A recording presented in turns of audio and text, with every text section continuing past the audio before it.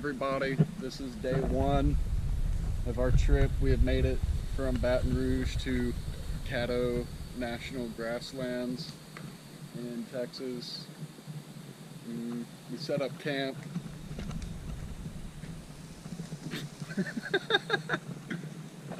The food looks good. So we're having potatoes with peppers and onions in there, and chicken, which we're seasoning with garlic Parmesan seasoning. And we're using our single burner propane tank because this apparatus did not work. So one lesson that we're relearning, since we already knew, we should have made sure it worked before we left, but we hooked everything up except for this, and lo and behold, I don't think that needle valve right there gets depressed and lets the gas out of this onto the stove. So we got our backup plan. At least we had a backup plan with a single burner stove and a small propane tank, and we're going with that. Yeah, rest in peace, double burner, wherever it went. But yeah, we're at this park we're at has a bunch of horse trails. Yeah, and it smells like it, but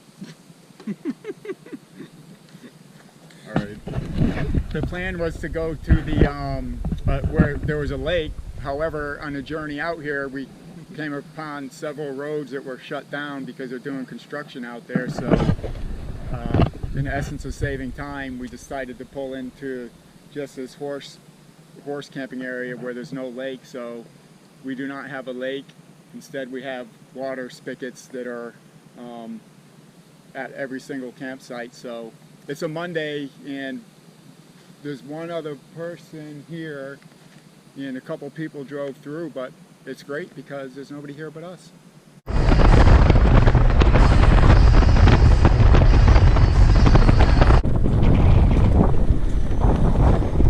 So it's day 2.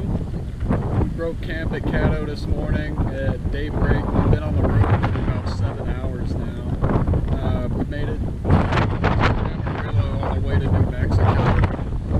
We're trying to get to Cibola maybe, National Park tonight, and we'll be setting up camp there.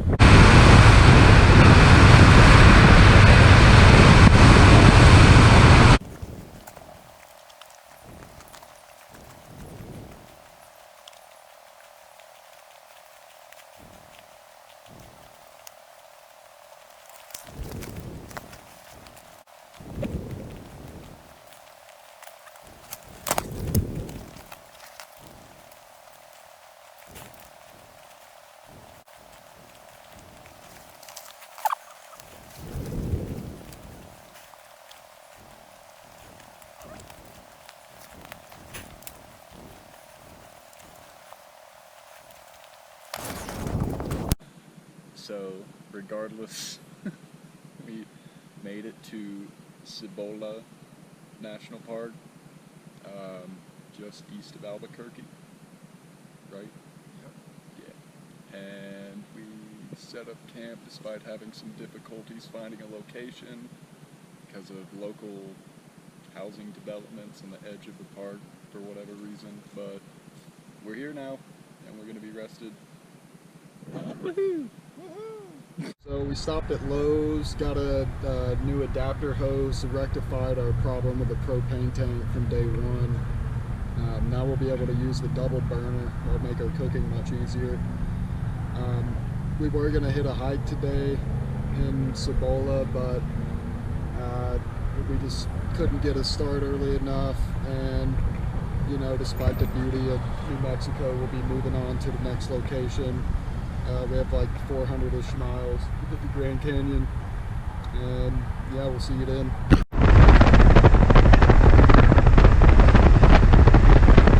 Out off the highway, now we're in the Navajo National Forest.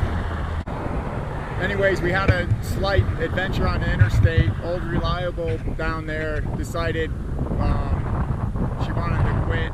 We hit a bump and the engine died in like the worst possible place, coming up a grade with the guardrail right on the side, on a leaving very little room on the shoulder, but as soon as we stopped, I cranked the key and it started back up, so we're happy about that, but we're ready to roll now.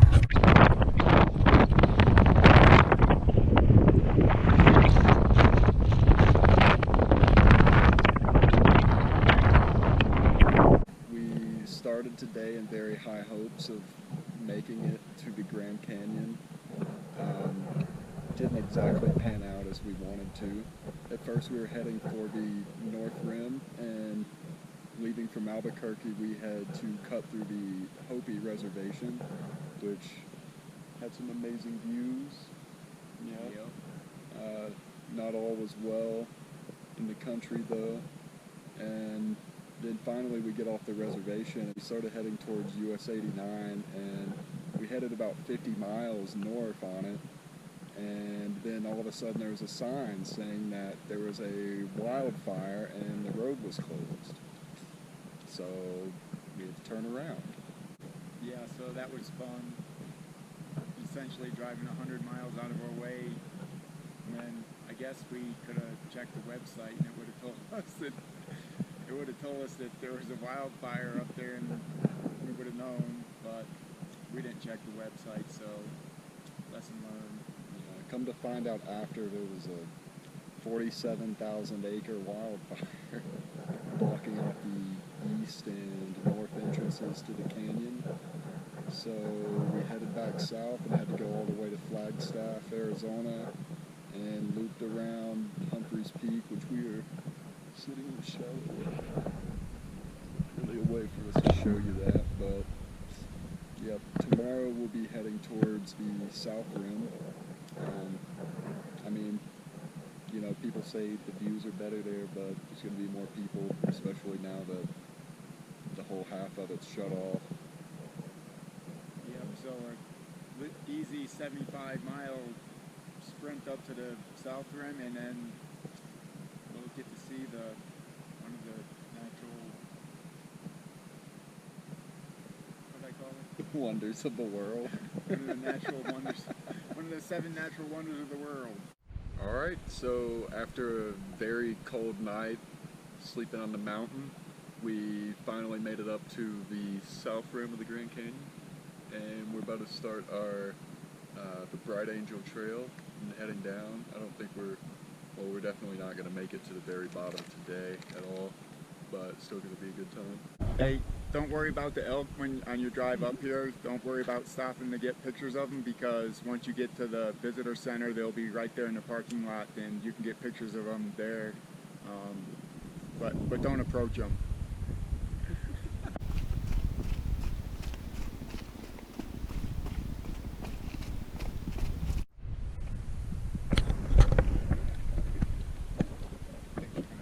Hey, buddy.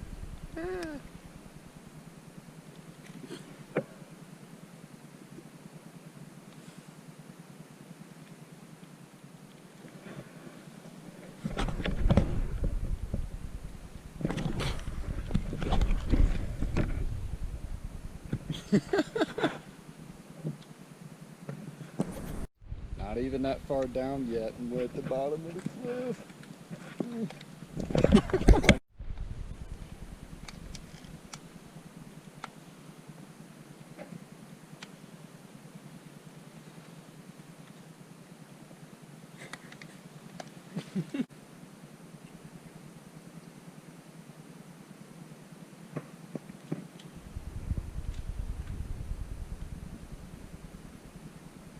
So we've made it to the 3-mile rest stop, heading down into the canyon. Got a ways to go. There's some pretty spectacular views.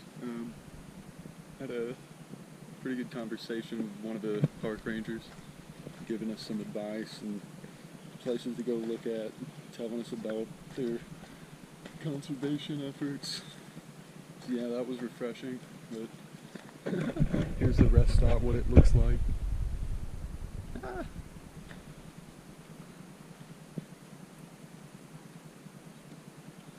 And there is a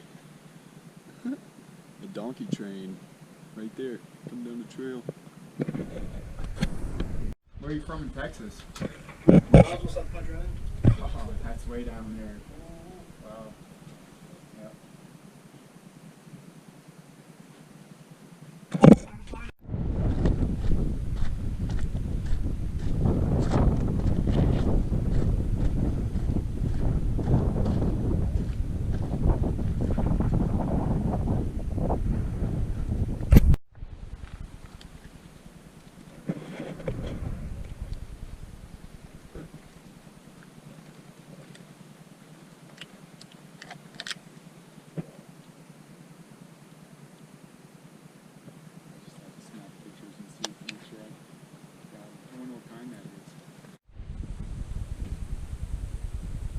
Not making it to the Colorado River is too hot for that, and there's another 4 miles, but this is just as nice. Never knew it would be so green down here. I don't know if I believe that. It's, that's actually pretty, no, that's actually pretty accurate.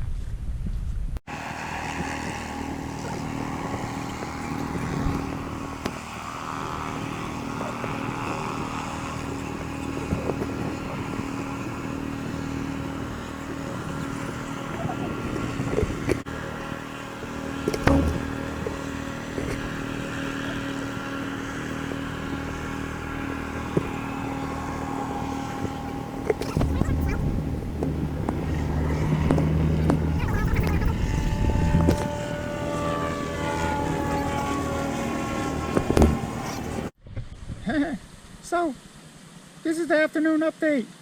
I carried this pack all the way down here to the bottom of the Grand Canyon. Jim was dead weight. I can't believe he made me carry him the whole way. In my pack, I have 4 liters of water. Make sure you use sunscreen because you don't want to get sunburned. And it's nice and cool in the shade, but it's hot in the sun.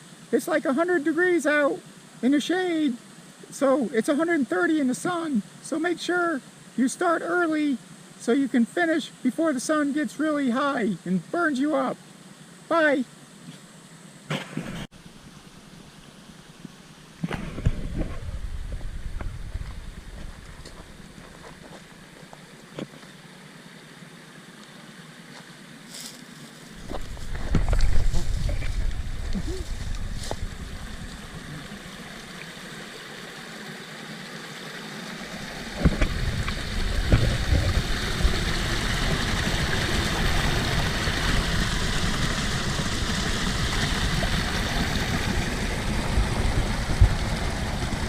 So coming down the canyon at all the water refill stations, they actually pipe up water from the bottom of the canyon, from the river, from the spring down there, I'm assuming. And this is how they pipe it back up the mountain. I found part of the main. Then you could see here from when they laid it, somebody made a mosaic, the trail crew.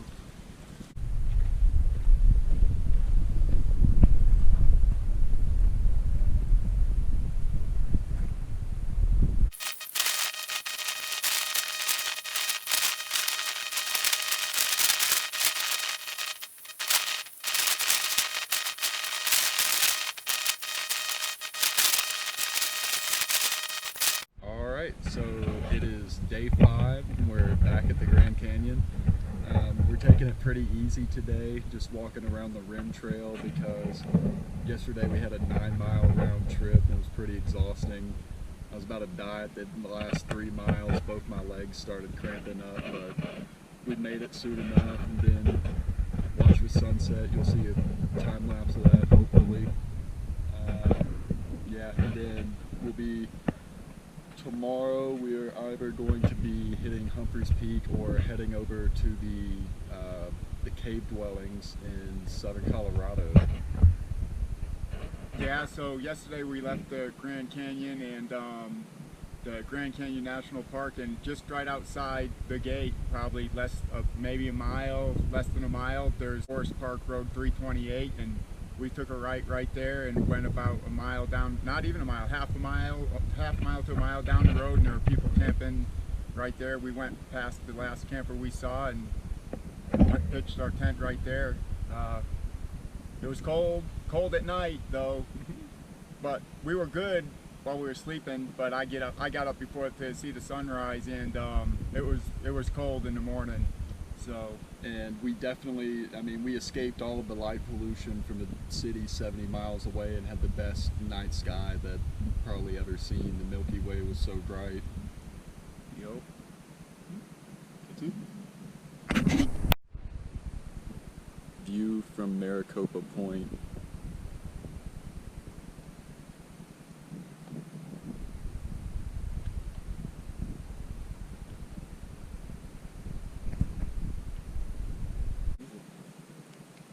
We're not gonna bother you.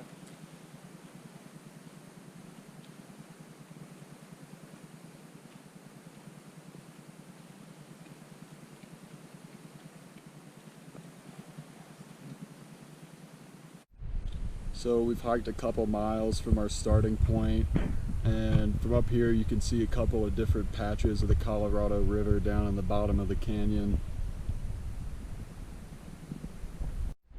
Yeah, that's what you get for following us for miles.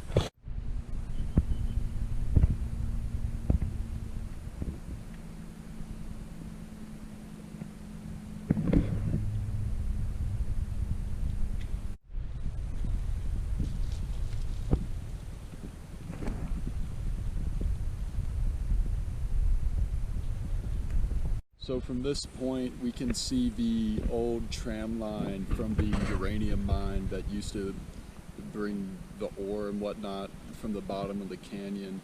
It's up over in that direction, and then panning down you can see the bottom of the tram, and then hopefully you can see it, but that giant hole in the ground is where the mine actually would have been. They have it fenced off at the top because of the radiation levels. This is Kook coming from you from Grand Canyon National Park. So yesterday I walked the Bright Angel Trailhead. As I was going down, some fat bitch told me the down yields to up. I should have threw her ass over the cliff. The trail was 10 feet wide. There was plenty of room. No danger at all. When you're down there, there's 3 rest stops in the first 4.5 miles. There's water there and squirrels. And I didn't know it, but squirrels like beefaroni. So if you bring beefaroni, the squirrels will want some of that. Another thing is there are donkeys on the trail. You have to yield to the, well, they're mules. You have to yield to the mules. The mules have the right of way up or down. And I don't get cramps because I eat bananas. That's it. See you later.